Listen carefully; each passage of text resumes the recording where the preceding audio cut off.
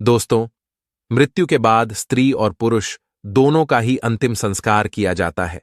मृत्यु के बाद उनकी आत्माएं यमलोक जाती हैं और वहां पर उन्हें उनके कर्मों के अनुसार स्वर्ग अथवा नरक में भेज दिया जाता है।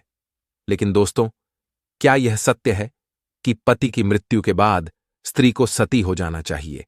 क्या कहते हैं भगवान श्री कृष्ण, जानिए आज की इस प्रस्तुति में। दोस्तों, सती प्रथा के विषय में अनेक बातें कही जाती हैं कि स्त्रियों को जबरदस्ती सती हो जाने के लिए विवश किया जाता है, किंतु क्या ये पूर्ण सत्य है? श्री कृष्ण ने गरुड़ जी को सती प्रथा के विषय में महत्वपूर्ण ज्ञान दिया है। अपने पति की मृत्यु के बाद स्त्री को क्या करना चाहिए? क्या उसे सती हो जाना चाहिए या फिर अन्य कोई उपाय है जिसे करके वह अपने पति का उद्धार कर सकती है? क्या कोई स्त्री पति की मृत्यु के बाद दूसरा विवाह कर सकती है?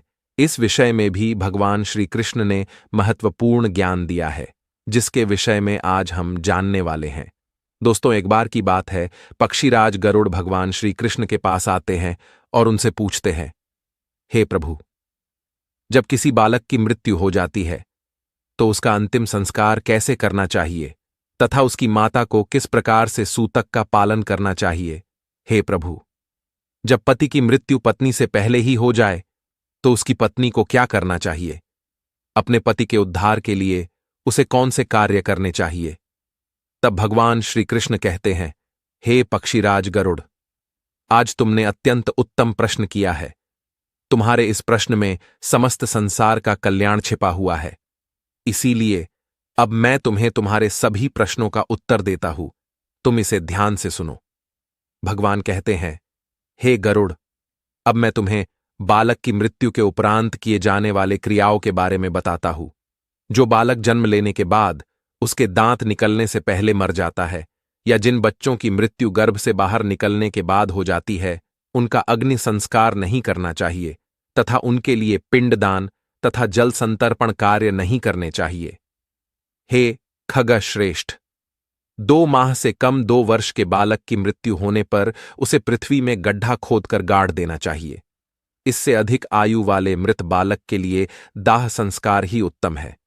2 वर्ष से अधिक आयु के बालक की मृत्यु होने पर उसे सभी बंधुगण मिलकर श्मशान भूमि में ले जाकर लौकिक अग्नि से यम सूक्त का पाठ करते हुए चिता में जला दें।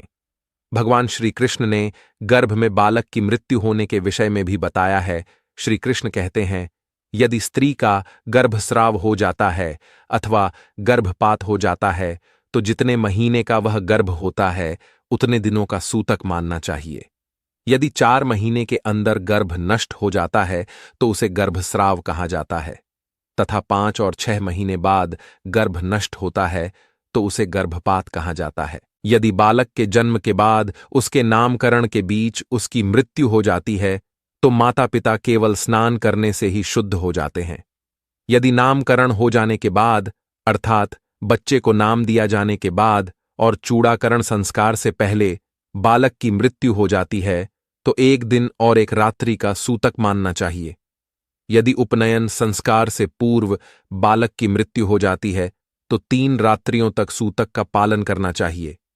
यदि उपनयन संस्कार के बाद मृत्यु होती है तो 10 रात्रियों तक सूतक का पालन करना चाहिए। बालक को जन्म देने के बाद उसकी माता को 10 दिनों तक सूतक का पालन करना चाहिए तथा उसके पिता स्नान करने से ही शुद्ध हो जाते हैं। बालक को जन्म देने वाली स्त्री को उसके पिता ने स्पर्श नहीं करना चाहिए। ऐसा होने पर पिता को आचमन करके शुद्ध होना चाहिए। श्री कृष्ण कहते हैं, हे पक्षीराज, अब मैं तुम्हें पति की मृत्यु के बाद स्त्री को क्या करना चाहिए इस विषय में बताता हूं। इसे ध्यान से सुनो। शास्त्रों में यह नियम चरित्रवान और पतिव्रता स्त्रियों के लिए बताए गए हैं। जो स्त्री पतिव्रता नहीं होती है उसे मृत्यु के उपरांत नरक लोक की यात्रा करनी पड़ती है। श्री कृष्ण कहते हैं, जो स्त्री जवानी में अपने चरित्रवान पति को छोड़कर दूसरे पुरुष के पास जाती है तो वह 7 जन्मों तक स्त्री का जन्म प्राप्त करके बार बार विधवा होती है। जो पुरुष ऋतुकाल आने पर भी अपनी पत्नी के साथ संबंध नहीं बनाता है तो उसे बाल हत्या का पाप लगता है। श्री कृष्ण कहते हैं, हे गरुड़, अब तुम स्त्री के पुनर्विवाह के बारे में सुनो। जिस स्त्री का वाग्दान किया गया हो और उसका पति प्रदेश चला गया हो अथवा मर गया हो या उसने सन्यास ले लिया हो, अथवा उसका पति नपुंसक हो, अथवा पराई स्त्री के पास चला गया हो, तो इन स्थितियों में स्त्री को दूसरा विवाह कर लेना चाहिए। इन अवस्थाओं में स्त्री दूसरे उत्तम पुरुष के साथ विवाह कर सकती है। हे पक्षीण, अब मैं तुम्हें बताता हूं, पति की मृत्यु के बाद उसकी पत्नी को क्या करना चाहिए। यदि चरित्रवान, गुणवान, सत्य धर्म का पालन करने वाले और अपनी पत्नी को प्राणों से अधिक प्रेम करने वाले पुरुष की मृत्यु हो जाती है, तो उसकी पत्नी यदि सती धर्म का पालन करती है और उसके साथ अग्नि में प्रवेश कर लेती है, तो वह स्त्री अपने पति के साथ ही स्वर्गलोक में जाती है, उसी के साथ सृष्टि के अंत तक सुखों का उपभोग करती है। किंतु यदि स्त्री अपने पति के साथ सती नहीं होना चाहती, तो वह जीवित रहते हुए भी अपने पति के उद्धार के लिए कार्य कर सकती है।